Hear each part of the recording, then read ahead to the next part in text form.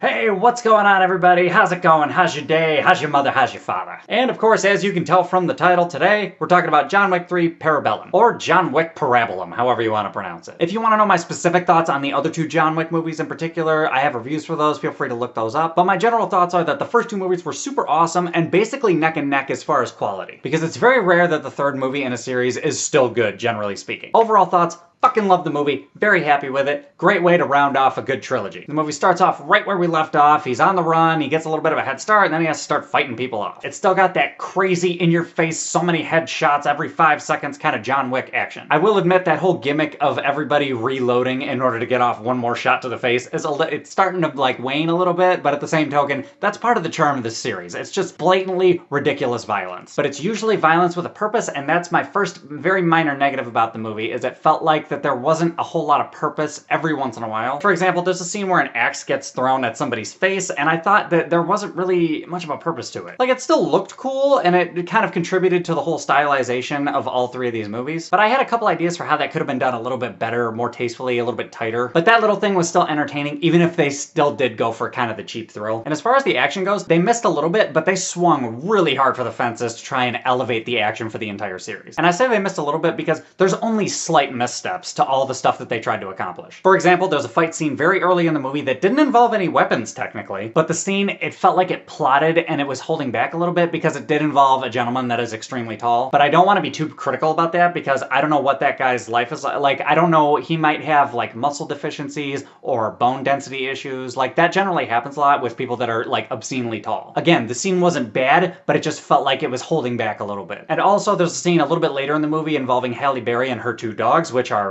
dope as hell, by the way. Not for the entire scene, but there's a severely long action scene, and there's like a couple snippet flashes of time where she felt like she was kind of doing a dance. And by that, I mean it felt like very overly choreographed, and it was almost like she was following a very specific rhythm. But again, it was very spotty and only happened like once or twice. Besides that, that whole action sequence was fucking insane. I don't know what the training must have been like for the two dogs that they had on set, but my god, did it look dangerous. And another admirable quality is that this movie had a lot of super long takes in the middle of action sequences, and that is really difficult to do, and to pull it off effectively is really something special. And as far as the acting goes, like, it was pretty decent overall, even though it kind of didn't need to be. Halle Berry was a good addition. Ian McShane is, you know, fucking Ian McShane. He's always awesome. And Keanu Reeves is just his usual self, you know, just deadpanning and just, I'm Keanu.